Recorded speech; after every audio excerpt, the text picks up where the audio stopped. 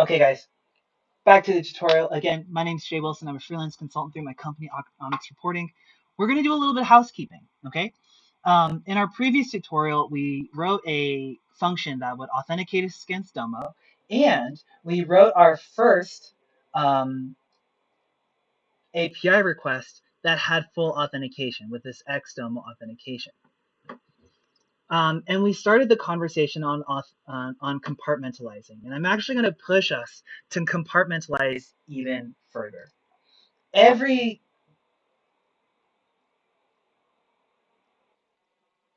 API request that I send against Domo will have to be authenticated. And I'll have to use the fetch library, and I'm going to have to run this JSON method over the response. So I think there must be a way to, like, I don't know, compartmentalize this code. What I can do is make another utility script, and I'll say, hey, I'm going to make a function called getData. It's going to receive a URL, the method, and the session token. And for every time I have that response, I know that I have to run JSON over it, and then I'm going to return the data.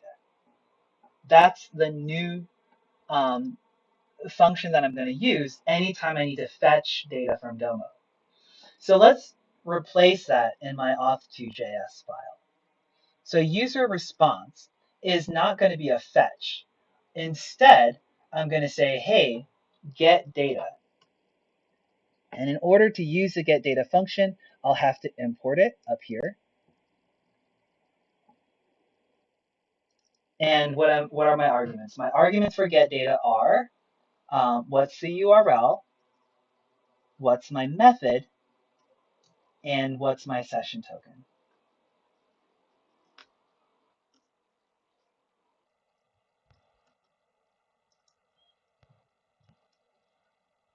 Now, because my getData function runs the .json method, I can actually remove that line of code here. And now this response is no longer the response, it's actually the data. So I can simplify my code a little bit. And now I'm actually actually I am still using the fetch method. I'm using the fetch method for my original authentication query, so I can't get rid of fetch in this script. Let's see if this works.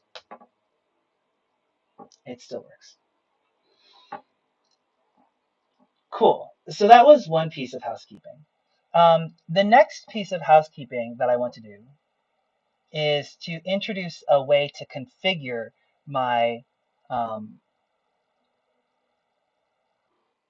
program, right? Usually you would expect, okay, there's this beautiful user UI. The user says, hey, this is the data source, the data set that I want to get the lineage of, right? We'll say, coming back to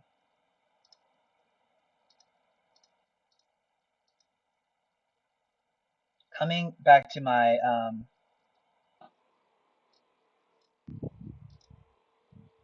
here's my data set, right? And I want to get the lineage of this data set. And I would expect to have a nice little UI where I could type it in, and then it gives me the results and puts them into my beautiful note-taking tool automatically. Now, to set that up, what I would do is I would create a config file. In my config file, I'll say export default, which is new, but we'll go over that in a second. And I'll say, hey, I want to have a key value pair where the configuration setting is what is my dataset ID, and there's my dataset ID. I don't actually know why it's a different one, but we're going to leave that alone for now. Okay, so in index2.js, now I need to say, hey, read in that config file. So I'm going to say import config from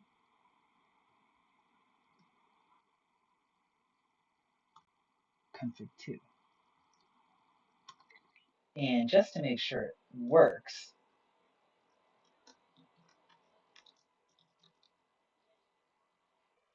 was it dataset ID?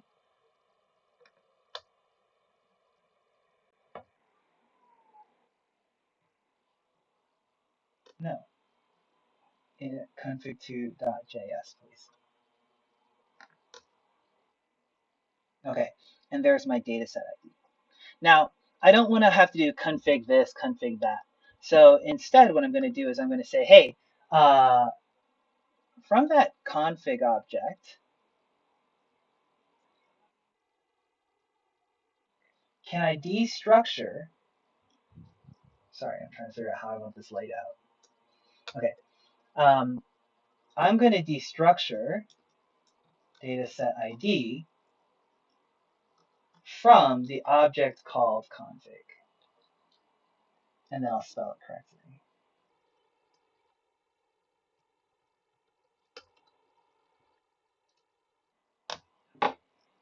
Same result.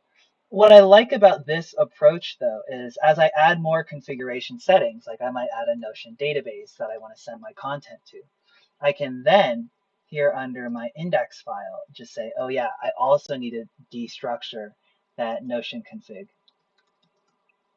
variable and use it.